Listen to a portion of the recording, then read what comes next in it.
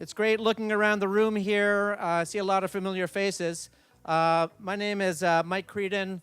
I'm the managing director of Salesforce Accelerate, which is the new incarnation, if you wish, of the Salesforce Incubator Program.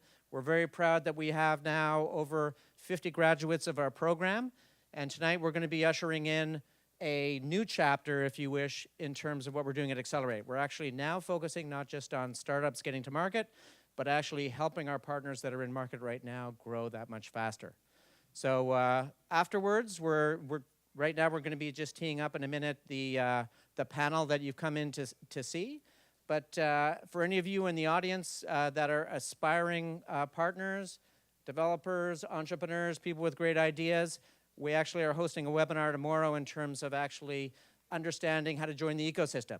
So tonight we're actually going to be hearing from some great speakers with respect to customer success, something that's near and dear to our heart.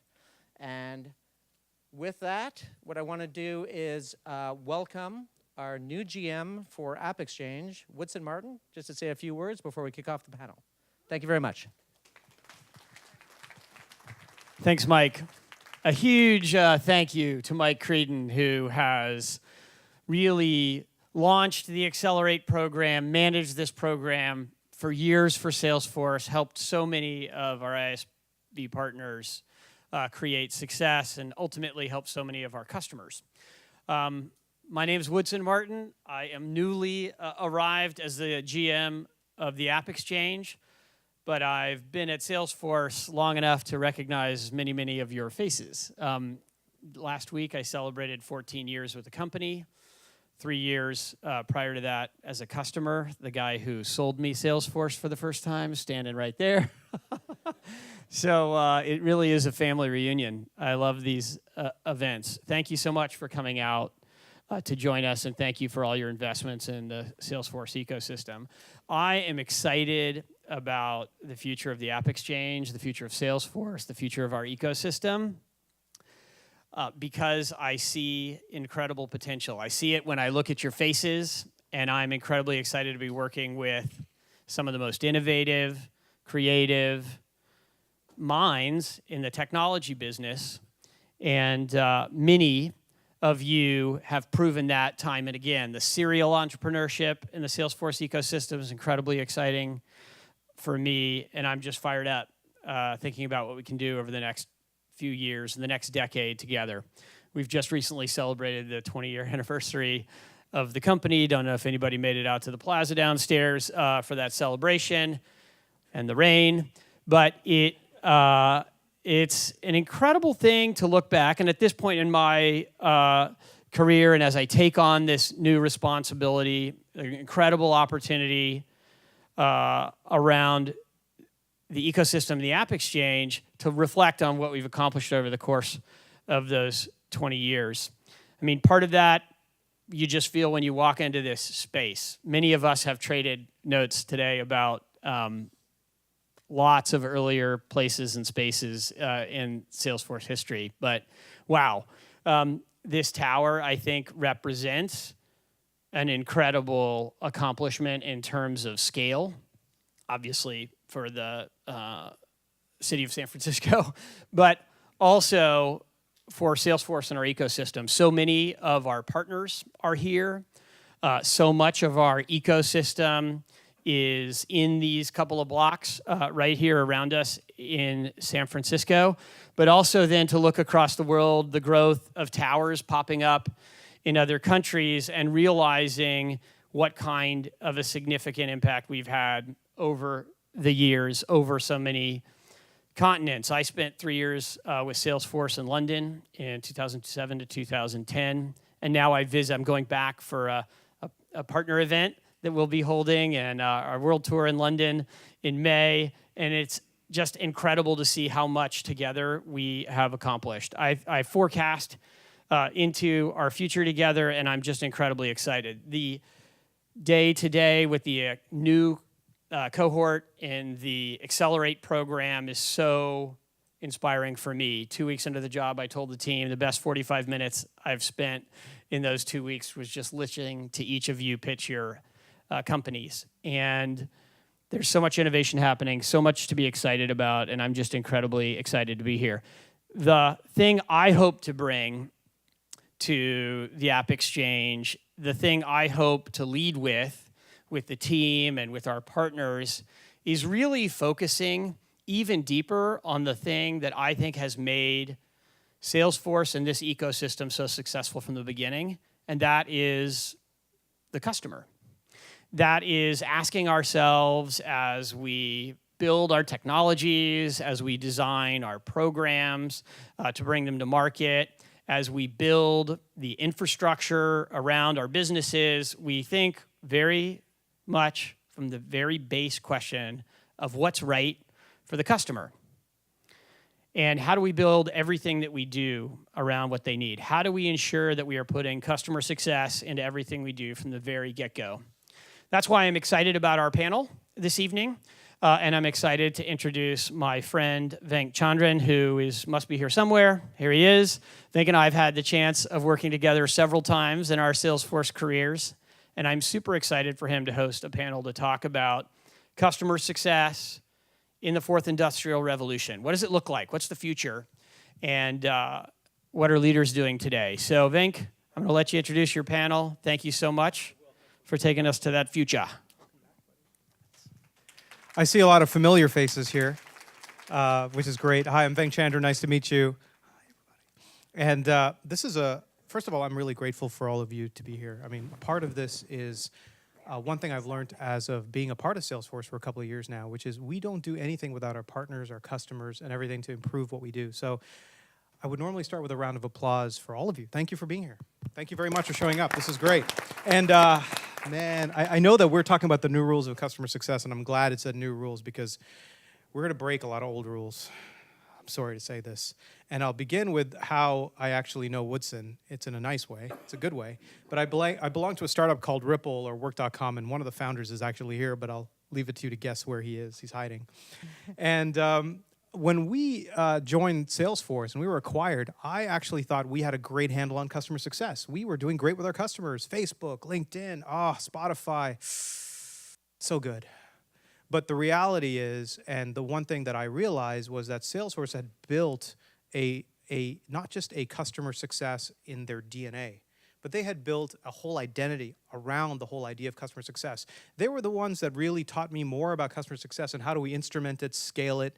I think one of the folks that we worked with said, why do you want to go back to a startup? You can actually learn how to scale by driving this Lamborghini. He did not mention this wasn't a Lamborghini at all. It was a 18-wheeler with a jet engine strapped to it that we were repurposing and rebuilding at the same time, all in the direction of the customer.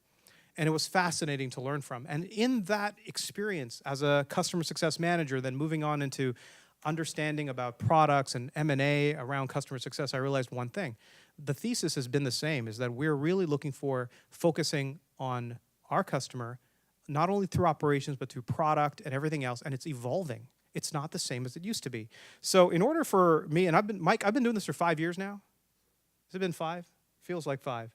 And so every time I've done this, I keep saying the sort of presentation I've given has been, well, if I knew what I had done before, I would do things differently. I would build more customer success into the product. I would have built started a scale. I would have talked about hiring better success managers. And today I'm here to tell you I've, again, had to throw all that out the window. Because these 4 people here, they've taught me a lot about how customer success is actually breaking new rules. We have to create new rules for this new world around customer success. You know, Woodson talked about the fourth industrial revolution. Evolution, revolution. We're going to talk a little bit more about how customer success can play a bigger role. And before I go and introduce you, I have a little, I got to engage you just to make sure you're alive. Number one is, how many of you have customer success as a priority in your company? Okay, wow, that's great. Every time I do this, it's gotten bigger. That's great. How many of you have it as like the number 3 priority? Number 3, great. How about number 2? All right, Woodson, number 2? All right, and customer success, how about number 1? All right, great. That's fantastic, because that's if you're in customer success, of course, that's the number 1 for you.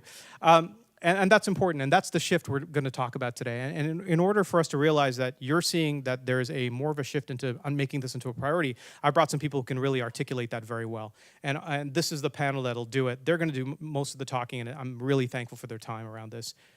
Lourdes Reed is our new VP of SMB for Customer Success at Salesforce. We have Rick Gian, who works on AppExchange Success. Vinaya Valapalil, who is actually the head of business value at Salesforce and CSG, and Ashvin, the Chief Customer Officer of Gainsight, a great example of ISV and AppExchange success. So we're going to talk about a few topics in our time together, and if we have some time, we'll open it up to engage it. But for now, I want to begin with a couple of things, set the stage, let everyone introduce themselves as they talk about something that's near and dear to us is, why do we need new rules? Weren't the old rules enough? What are the old rules? And I'm going to start actually over there with Lourdes, just on my side here. Oh, I forgot. You're I'm mic'd up. mic'd I up. was like, can you pass the microphone? All right. So everyone, Lourdes Reed again. I've been with Salesforce for approximately 6 years. And this is actually my first time in a customer success role, coming over to Salesforce. So before I was a customer, I was at Juniper Networks as well as Cisco, and we implemented Siebel to then just a year later implement Salesforce. And part of it was because it was so much easier to use. And they also had this excellent resource called a customer success manager. So that's really when I got introduced to the concept of having someone come on, on site, help you be more successful with your implementations. And when I joined Salesforce, I worked a lot with our big customers. And again, we were really focusing on how do we have customer success managers work with customers. So it was very people intensive. And I think when we talk about how the rules have changed, I think you need to start thinking about as your business grows, or even how do you build it into the technology? How do you think about scaling? How do you get people on journeys that go beyond sending emails to them? How do you find new ways of connecting with them? And so I'm really excited now to be part of our small, medium business and trying to figure out, wow, instead of just having 5 customers to support, I now have 50,000 customers to support. So what's the right way to do customer success? How do I get them to get the same experience, but through different avenues and leveraging a lot of it technology? Great. Hi. So good afternoon. My name is Rick Gian. I've been with Salesforce for about 11 years now, pretty much always focused on the customer success side of the house. Started out as a hands-on programmer, so I lived a little bit of some of the lives that some of you may be leading now, and then transitioned into some of our go-to-market teams here at Salesforce. Then to answer your question, to look at a quick history of customer success at Salesforce, we started out with customer success managers. Mark likes to say Mark Manioff was our first CSM, so to speak, and we were very proud of ourselves, right? We're like, hey, we're focusing on success. This is great. Until the day that our finance people said, so you have like a cajillion success managers. I'm not sure what you guys are doing, but that doesn't scale. So then we had to say to ourselves, how do we use technology? Like, how do we use our application itself? There's a ton of metadata on our app. We can't see our customers' data, as you all know, but we sure can see metadata. We can see how customers are using the app, which departments from the role hierarchy, who's logging in, when are they logging in, what are they not logging into, what have they purchased that's not being consumed, what do their patterns look like, right? And all this amazing metadata is out there, but we weren't using it. So we realized, hey, can't keep hiring success managers, right? Finance won't let us, but how do we start to use our tools and technology and build applications that make them smarter? So that was kind of the aha moment for me. That happened about, I think, 6 or 7 years ago, and that's when we really started to scale customer success. Awesome. Hi, everyone. I'm Vinaya Valapalil, and I now run a new group in Salesforce. We just started 2 years ago called Business Value for Customer Success. And kind of the history and background around this is I started off as a product manager back in the day. I won't say how long ago it was, where we would go in, sell a product, run out the door, and just hope the customer's okay and happy. And we knew that customer success was a new opportunity for the industry. But what's interesting was I went to business school and worked at McKinsey, where McKinsey would charge $1 million a month to pull data out of enterprise systems and run analytics to show how customers are performing better. And they would benchmark their customers against their peer groups. And I was sitting as a former product manager going, enterprise software companies are fighting to sell their software for hundreds of thousands of dollars for a year contract. And meanwhile, McKinsey can come in, pull the data out of those systems, and just run basic analytics and charge millions. And so the major epiphany for me was that enterprise software companies have an opportunity to understand what's the value that our customers are getting, not just from the software, but from the data sitting in the software, and just add an extra layer of functionality where you could prove and show the performance improvements they're getting from the impact of the software. And so for Salesforce, I mean, you look at our Sales Cloud product. I mean, it is the one product that's making sure your sales is growing and driving. And if we can help our customers see the performance improvements using our software, we're no longer just a software product, we're providing data and insights. And so I look at this from a disruptive category of saying, you're going from a bicycle to a Peloton. It's not just about using the software, it's about, are you getting the insights? Are you finding out what are ways that you can improve and actually hit your ultimate goal, which is usually a performance improvement. And so this is a new area that Salesforce is investing in, and hopefully expecting the entire industry to follow us on this. Awesome. Ashwin Vedyanathan, I'm the Chief Customer Officer at Gainsight. I've been at Gainsight now for about 4 years. And for folks who don't know Gainsight is an ISV partner of Salesforce. Have been an ISV partner for about since 2011.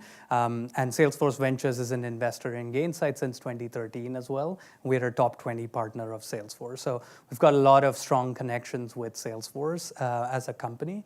And I started at Gainsight as one of our customer success managers. So it's been a fun ride personally and professionally for me as well, seeing this whole movement. In general, like the theme that we are seeing across the industry right now is what sales and marketing at some point collaborated together to drive prospects into customers. I'm seeing that same movement happening with customer success and product teams. Like both of those teams collaborating together to create more customer-centric products, getting scale to what Lourdes spoke about and several others spoke about. You cannot throw people at the problem anymore, and you want your products itself to drive customer success for you. And there is like a lot of unison that can happen between customer success teams and product teams, which is a gap that I'm seeing, but more and more companies are investing in that marriage. So that's, I think, a direction that keeps me motivated in customer success. And I want to stay on that theme a little bit, because what's been interesting from us like inside Salesforce and looking out is how we have been prioritizing customer success. I asked you all a question in the beginning, which was like, where are you prioritizing this work? And what would you say? What are we doing now in customer success? Just personally, just as a Salesforce goal, a Salesforce V2 mom, where are we now? Where did we used to be? And why? Yeah, I think, so one word comes to mind, which is outcomes, right? We're trying to be much more outcome focused. Stop talking about, attrition, and stop talking about logins. We used to track login percentage. We had all these heuristics and characteristics, and we're really actually led by these two individuals. We're really trying to say, hey, what are the outcomes our clients are after at the end of the day, and how do we achieve those outcomes? And what are the most automated ways that we can do that so we can replicate it? The company, we need to double, triple, quadruple the revenue of this company, so we can't triple, quadruple the hiring, but certainly we can come up with automated ways to do these things. We're going to be in good shape. We are, Salesforce, we have the word sales in front of it. But so why is it, do you think, that this year we might have prioritized customer success? Like, where do you think that's coming from? Well, I think it's also the year of customer success. I think that's what we're seriously calling our V2 mom. And you're like, isn't that what you guys have always been about? But I think one of the things that we were starting to do as a company is that we felt that customer success, the organization, was responsible for customer success. And the big change that we're saying is, no, actually, we have as many employees. What are we at, 35,000 employees? That's how many customer success managers that we have. We want all of them to be out there championing it. So it means that everyone plays a role. If you're developing the product, you're thinking about how can I embed it so it's easy to use and people can get the value out of it. If you're marketing, how do we start messaging, thinking about how customers are going to get value as well. Everywhere along the line, we want everyone thinking about customer success. And I go back to Gainsight's growth, and I want to know why you're seeing such attraction in that result. Is the market changing? Why are they caring about customer success now? Yeah, I think a couple of things that I attribute to that growth. The first one is increasingly the revenue that comes from existing customers is far exceeding what you can get from prospects. For high growth companies, that mix might still be pretty balanced or maybe even skewed towards new logos. But for a lot of legacy companies, a lot of old school companies, they're not getting any new logos for that matter. So retaining and finding ways to get more into the existing customer base is very relevant for them. And that is driving, call it like some tailwind, if you will, for that whole growth in customer success. And then part two, I think, is B2C is shaping how B2B reacts. So what you experience from your Amazon orders, what you experience from a Lyft ride somewhere, is actually shaping how B2B customers are expecting, how their B2B vendors are behaving, right? So the idea of customer success, we're a pretty geeky company at Gainsight, so we've actually boiled that down to a math formula, and we're saying customer success is the combination of delivering outcomes, to your point, and delivering experiences. The Lyft ride from point A to point B is the outcome, but if the driver plays music you don't like, that's the experience. The same thing you translate to B2B world as well. You put both of them together, you need both of those outcomes and experiences to actually get your customers to be raving advocates for you and buy more from you and retain on a regular basis. So those two things put together, I think, are what's driving a lot of the growth. Maybe just something to add to that. Salesforce has recently changed our core values. We used to have growth as one of our top 4 core values. And what we realized was that customer success is actually a leading indicator for growth. If our customers are successful, they will invest more. And if they see successful customers, new companies want to join us as well. And so what we realized is that if we're looking at the long tail, it's much more important to be focused on customer success because it drives growth, it drives other benefits for the company. And then in terms of, when we talk about outcomes, I mean, this is a piece that I think is the new disruption for customer success. Salesforce has gotten to a point where we got to a science, being able to calculate how many our customers are using our software, what's the adoption, how much are they using it, what's the login rates, as you pointed out. And we've got it down to a science, and it's pretty impressive. But the next realm isn't just, are you using the software? It's, are you actually getting your goals met by using the software? And so I think that's the piece that, honestly, I think is going to be a massive disruption for the industry, is we're no longer talking about buy the software or using it. It is, did the software actually achieve the goals that you were trying to get from the software investment itself? And so it's taking a step back and saying, what is the ultimate strategic goal that your own customers had when they bought your software?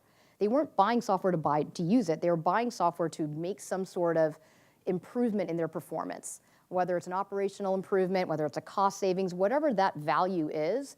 There's a business case up front that dictates whether a customer invests and spends money on your implementation or your software, and there's probably an ROI that they're expecting to achieve. And today, most IT departments, honestly, don't ever go back and check. They rarely ever go back and check to see whether they're getting that ROI. But nowadays, when it's so much easier to rip and replace because we're all software as a service platforms, it's going to be a lot easier for companies to go back and ask, are you getting that ROI? And if you're not, rip it out and get something else. So it's behoovement to us to make sure that happens. I want to connect what you're talking about around values and outcome-based with our, what we're doing today with customer success. Where do you see that gap? What do you think those those sort of new rules apply to this sort of outlook we're looking at? I was just, sorry, it's maybe not tied to this one, but I was just thinking more about, you were talking about, it's also the customer experience. So I agree with Vinay, we are focusing a lot about our people getting the outcomes and business value, but it's also about the customer experience. If I may go back to that. Sorry, because I'm like, I don't even lose that thought. So I think a lot of things that Salesforce is doing to make the customer experiences, we're thinking about like, how do we gamify it, right? How do we make it more fun to start using the product? Everything also starts from when you start onboarding, right? How do we welcome in and get you started right away? You know how easy it is to like hook up your iPhone.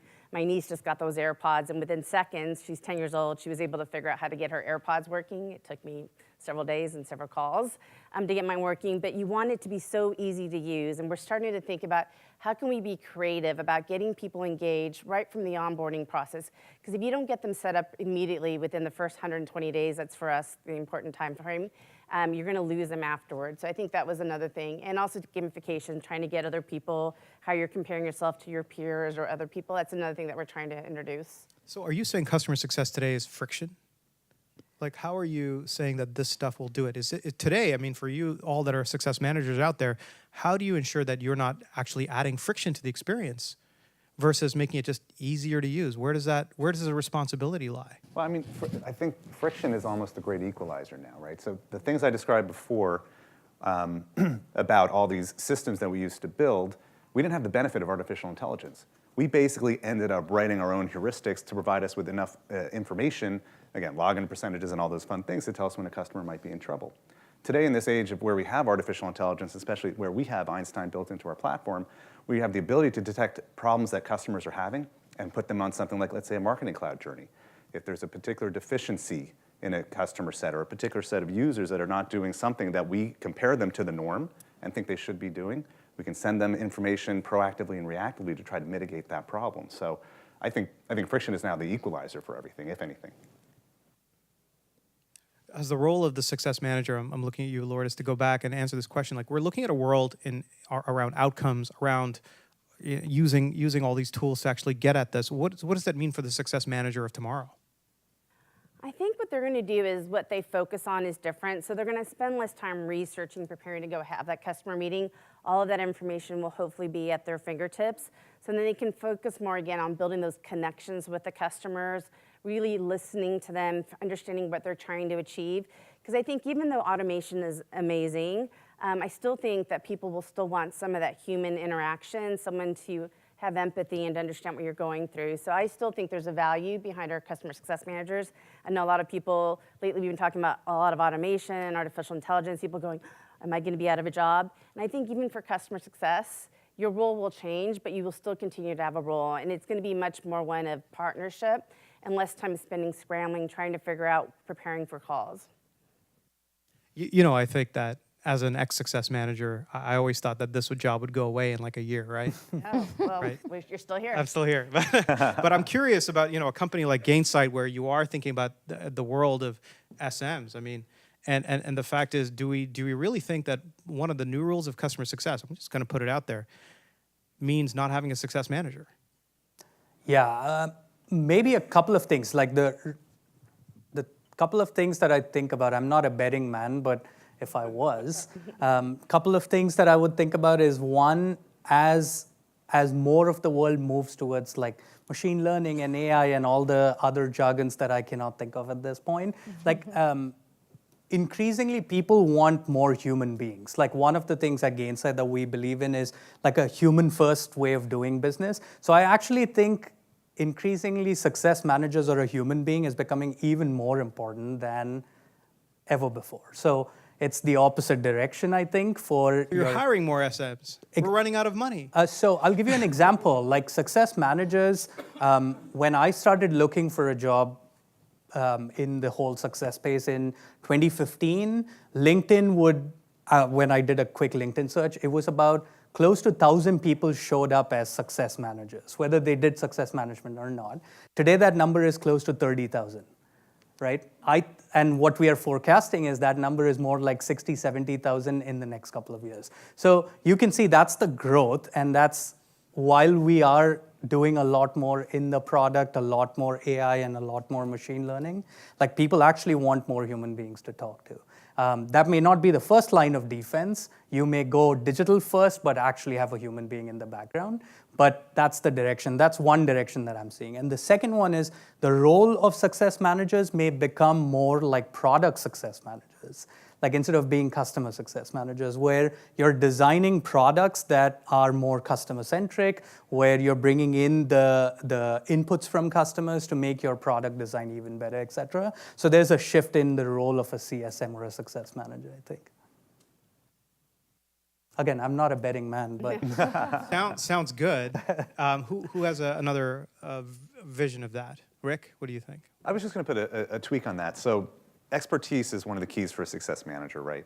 And I think what we found a lot here at Salesforce is that when you have that personal connection, when you have that expertise, you understand somebody's industry, horizontal, vertical, or the particular challenges that they're facing because you've seen them before and you're able to bring solutions to the table. We're all interested in sales at the end of the day too. Boy, that's a powerful selling message, right? I think we find at Salesforce sometimes our success managers are the ones that are generating amazing volumes of new opportunities, new business, purely by their credibility and their one-to-one relationship with customers. So I just was, if I'm going to bet on something like that, right? Because that's going to help grow revenue. I'm actually going to stay with you for a little bit because you said a few things that I think is known to a few of us, but isn't very articulated well, which is around the space of innovation in our area, which often when we think of innovation, we've been talking about sales, service, we've been talking about marketing, a lot of the B2C consumer world. Can you talk a little bit about what kind of innovation we're seeing in this particular space and why is it existing? What is it? What are the real use cases for the technologies that we're building? And I have a hypothesis that we're the leading edge of certain things. We're maybe the best kept secret. Tell me about why that could be or why it isn't. And I'll start with Vinaya because she's been quiet for a little bit. You want me to go on innovation? There's a lot of different areas to go here. So I think on the leading edge side for us, it is this realization that, what is the definition of customer success? And I think traditionally we've always defined customer success as a customer's using our product and therefore they renew. And it's and as long as they renew, we just keep getting that follow-on revenue and hopefully they'll buy more. But getting one level deeper, and this is getting kind of philosophical from my days at a hedge fund, which was you always have to think about what is the ultimate goal, what's the machine, and what's the outcome. And for customers, you really have to think about what is the application of your software, what is the goal that they were trying to achieve out of it. And it's not to use the software, it really is about value, and how do you do this value in a scalable way? And so the beauty of having the information in your own systems allows you to make this a product level and product driven initiative rather than a purely human powered initiative.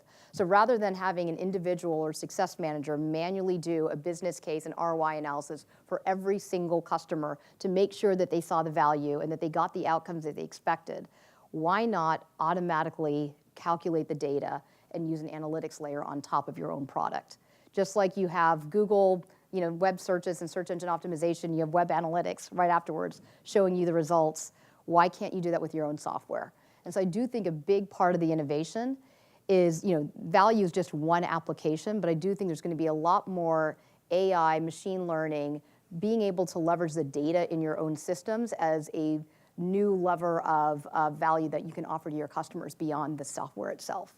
And so to me, that's like, when we talk about the fourth industrial revolution, it is really, leveraging the data in the software itself is going to be a whole new level of opportunity for any ISV, actually. Okay. Any more thoughts? Because the funny thing is, when we at Salesforce, we talk about artificial intelligence, machine learning, sometimes those look like solutions looking for problems. And so I'm curious about is how many of you have used our own capabilities, use it to solve a customer success problem? I mean, we talk a little bit about customer health. Is there anything you want to explain in your world, journeys, et cetera? Yeah, so Vinay and I actually just came back from an offsite where we're doing kind of planning our next version. We call it Customer Success 3.0. Because I think you constantly need to be evolving. And some of the things that we're thinking through is, like, how do we create, and you're asking this, I'm not as sold on it, but they're like, we should have a virtual success manager that guides you through all the processes. So essentially like saying, like, there'll be no role for an SM.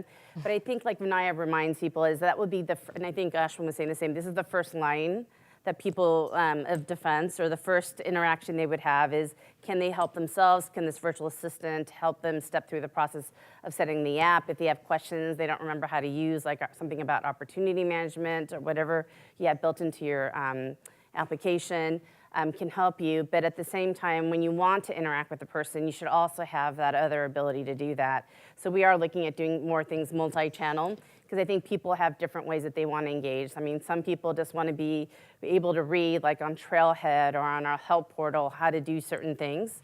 Other people want to do it through we have chatbots now, right? I think you guys rolled out. And then there's also people just want to call someone, and then other people want to meet with someone. So I think we really need to understand that people have different ways that they want to engage. As we think about customer success, that's something that we need to be doing. Okay. So I'm going to switch a little bit. How many of you are actually hiring success managers? A few. Great. All right. Connect with each other later. But I think a question that I have is, what we're talking about, I think, is a move from this traditional role of a customer success manager. And what I'd like to know from this panel here is, you're now hiring for the future. Who are you looking for? Why? Because we hire a lot of success managers. How many are you hiring this year? Just asking. I'm hiring. Just in case there's some people. Are they? No, so right now we have 5 that we're trying to fill in the next month. And then we're also introducing a new program where we're bringing on a bunch of college hires and then training them to be success managers. That's and an working much interesting- more in our small business, where we think the applications are a little bit less complex. It's a good way to start training them. And when you ask like what kind of people we're looking for, we do want people who like interacting with customers. We also look for people who are empathetic, right? And also people who have just the passion of helping someone be successful. So for us, it's a little, because like we've been having to explain to our recruiters, what's the profile of looking for a customer success manager versus finding a sales engineer or picking an AE. And we're like, well, we don't want them to be totally technical and putting demos together. That's what the sales engineer does. We also don't want an AE who's driven by the getting a deal and closing it, but we want someone who still has the chutzpah to go interact with people and really cares about them being successful. So I think that's what we're looking for. So that fits your new rules. Like you think they'll be adaptable Yes. to this new world. Because they have just a new way with college hires. I mean, I think they're going to have, they've grown in the digital era, right? They're digital first, right? They're totally connected. I still don't really know how to use my Facebook or my LinkedIn, but their natural way is of how do I connect with other people and how do you use the social media, right? All these different avenues. And so I think hiring people who have that mindset helps you figure out, are there going to be new ways of doing innovation, how we do customer success that I can't even think of because that's not even in my mindset. It's back to my niece. I had her shadow me for a couple of days at work, and it was just amazing to see the way that they process. So I'm pretty excited about bringing a new generation of customer success managers. Yeah, I can tell you what I'm not looking for are people who've been success managers. So, like, actually, like, Tell us more. because that pool is so small, right? Like, there's no point fighting for the same small pool of people. Whereas what you're looking for in a success manager, like, again, I've tried to create a math problem out of nothing, but it's basically like I'm trying to think of it as like three things. Like capability quotient, which is, do you have the ability to know your vertical or the product that you're in? Do you have industry experience in that domain that you belong to, that you're actually going to serve? Then you've got your IQ, which is basically, if you're a high growth company, you are looking at problem solving very quickly. You are going to run into challenges where the outcomes are not easy, where the adoption is not easy. Can you quickly think on your feet and solve those problems and convince a customer to do something that they are not naturally inclined to? And then the EQ, which is the empathy, which I think, Lourdes, you were talking about, which is that idea of, can I relate to someone? Can I actually invest my time in solving that problem? Like a good combination of all of those three, and it depends on where you are, I guess, in your product maturity and company maturity. That's how I'm going to ask this question for everybody on the panel. So Rick, you've been... I would have made it simple, expertise, right? Gone are the days when we can go have somebody talk to a banking customer or a telco customer and not understand their industry. So vertical and then also horizontal, right? There are industries that are dominated by things like CPQ or field service. You have to have that expertise. We can teach Salesforce, right? It's just technology. It's another tool, a decent one, that's come along. Right? We can always teach technology, but expertise to me is non-negotiable. And then second is interpersonal skills. I guess for me, I still think adaptability is probably the most important skill set, as we're already learning that customer success has already evolved and changing in terms of what's required yesterday versus what it's going to be today. It's going to change again, and honestly, I think it's an art to be able to assess people and see how quickly are they willing to adapt and change. Because customer success is such a new industry, right? Like customer service has been around for years and it's slowly evolved. I think customer success is much newer and it's actually evolving faster. And so someone who's used to evolution and can change is very important. I think the other piece to your point, automation will only solve the low-hanging fruit and it will hopefully continue to rise. But the person who can problem solve on top of the automation, because the automation is just going to provide basically the low-hanging fruit. That's right. And so problem solving and adaptability, I think, are actually probably one of the most critical things to look for in any success manager in the future. So how then do we, address, which is a challenging thing for I think every one of us have faced, which is the idea of building a more equitable culture as a result of that? You've all asked for some great things, adaptability, problem solving, industry expertise. How realistic is it for us to be able to build the same culture, even across equality, even across gender, racial, and do you see customer success as an opening point for that? Is that an opportunity for us, and why aren't we taking more advantage of that? If you are hiring 5 folks if you're hiring a ton of folks around that, what are number one, is it important to you? And number two, why and how do you think we want to address that? Totally, I can go first. So like my point around opening the aperture to not just success managers is the first way to do that, meaning try to hire people, like I've intentionally hired, I have a team of about 40 CSMs, intentionally hired people who are ex-account managers, ex-consultants, management consultants, ex-Salesforce consultants, some of them support reps. Some of people who are some product managers. I actually have a ex-NASA engineer on my team as well.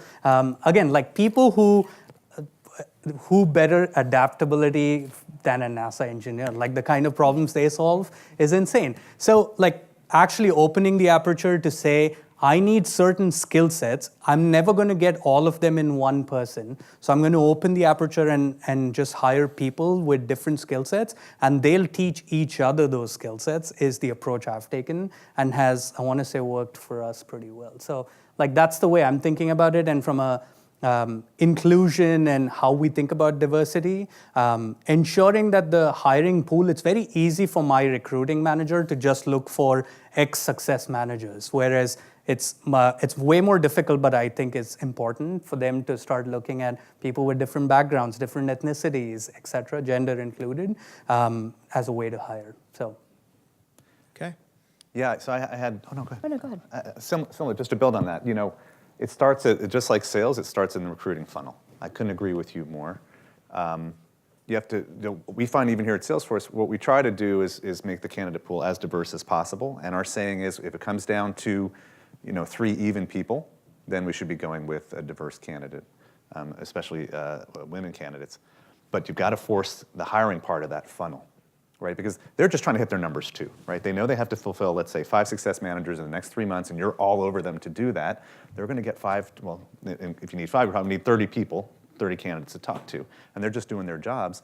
But you've got to force that front of the funnel to say, listen, I don't need just 30, I need 30 diverse, and I need you to have tools, techniques, and processes to come up with those 30 diverse candidates. So are you looking in different places that you haven't looked before to find them, right? I think that's one of the keys. I mean, I was going to say, like, when I think about adaptability, I actually think a diversity candidate is more likely to be adaptable than someone who, frankly, has the checkbox and has everything handed in a silver platter. I fully admit, like, the Ivy League education, everything kind of gets you pretty easily into places that you don't really have to adapt much. But you take someone who's a fish out of water, they have to adapt. And so they automatically, I think, already have a leg up over other candidates in being able to handle new changes in the role. And so I personally think diversity is actually not just a check the box exercise to look good, but it's actually going to be an asset for a success manager going forward. You got 5 people, right, in your recruiting list? I do, yeah. And I think it's just a natural thing for me, being a person, a woman and a person of color, I'm Latina. I'm always keeping that in the back of my mind of trying to hire a diverse team. I was also an engineering major where 80% men, 20% women, so always trying to get more diversity. I think as we look at our college hires, I think it starts from the very beginning, trying to get a lot more women. And again, the other thing that was interesting about the offsite that we were just on, we were talking about diversity and equality. It's more than just men and women. It's not just about race. It's also about differences of approaches and differences of ideas and backgrounds. We can have the big geeks who are at NASA. You can have people who aren't majors who now have chosen to do customer success. So it's about trying to get a diverse pool of people who really bring out the best in each other, and that's where I think you get, and having everyone have a voice, which is where you get equality, and making them all feel included. So if, the other thing we're talking about, introverts versus extroverts, how do you pull people out? So I think when we start opening it up more, you get a much richer culture as you try to do customer success, when you start looking at all those things and about diversity. I'm going to leave we've got like a few more minutes, but I have one last question, which I just want to ask, which is, what do we owe each other? And this is actually a philosophical question, but it's also ingrained to the fact that Vinaya and Woodson talked about the 4th Industrial Revolution. And there's a ton of data, a ton of information about you about your customers. And we're starting to have some real obvious concerns about where this lives and how do we deal with it. And what does it mean for privacy and security and fundamentally morals and ethics. And I wonder about the role of a customer success manager in any of this. What is the opportunity there to influence this? And what does that mean for your customers in a world where we know everything about you? To make your business better, to make you better, really? Where does that line of moral responsibility stand, and how is that important for us as we think about the new rules going forward? Anyone can pick that one out. That's a gimme. I mean, I honestly think that a customer success manager, and again, if we assume the role that every employee at any software company or software service company is trying to make their customers successful, the onus is a bit on us to understand what makes a customer successful, what their definition of success is. And we started noticing this when we talk about leveraging our customer data to be able to analyze and see their ROI. We actually have to find out what is the need of that specific customer in terms of their comfort level with sharing that information. And if they're not comfortable with it, they can opt in or opt out. We're not making it something that's a mandatory thing. And so I feel like, especially when we talk about human interaction as opposed to just a completely machine-oriented interaction, there's going to be nuances that a machine won't be able to pick up in terms of what's a preference for the customer, in terms of how they share data, how they want to engage.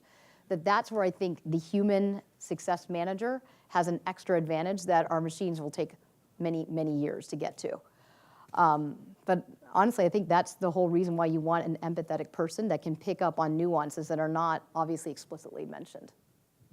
And I'll yes and on what Vinaya said. Like, it's the customers that are willing to share the data, if they are willing to share that data, are not looking for you to play back that data. They're looking for you to connect it back to outcomes, as you said earlier, which is, why is my adoption actually going to result in something meaningful for me? At the end of the day, I need to either make more money or save money, right? Like, at the end of the day, it's those two things. So how are you helping me? I'm giving you this data. How are you helping me connect this to actual savings or making more money? Like, and it's up to us as people in the customer success community to connect those two dots, I think. Yeah, I think if you don't build a culture of trust, then something else will take over. As success managers, especially with the automation that we have these days, you're going to come into data, right? There's going to be things that you see, things that you have your hands on, things that a client shares with you or a customer shares with you. And we, as individuals participating in companies, have to tell our employees how to handle those situations. We have to overtly train what are the boundaries and what are the norms and what are the ethical things that we should be doing. And I think if we all keep doing that, that gives an individual a decision-making framework that they can use to evaluate what to do with the information they've received and how they can or cannot use it. I think that's one of the best things you can do. Yeah, that's good. I mean, I think it's all about trust. And the moment that you betray that trust as a customer success manager, it is really hard to get that trust back from your customer. And of course, there'll probably be legal implications.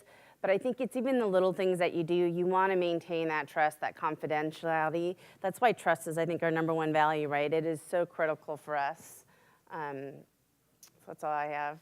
No, that's good. I think we're at time, but I wanted to point out, are these rules different from what you're doing today? Are you thinking about them in the same regard? Is this important? Is this how you think of customer success? Go ahead and raise your hands or don't. It's fine. But one thing I will point out is we're all here to answer more questions. We can get more operational feedback if you'd like. But I just want to give you, once again, very grateful for your time today. And what's up, Mike? Excellent. Well, I want to thank everybody, Venk and the panel. Round of applause for them. And as I said, they're going to be sticking around, so hopefully you can take some time. We have some appetizers and grab a drink and network with some of the folks and get to know our new cohort as well. Thank you very much for coming.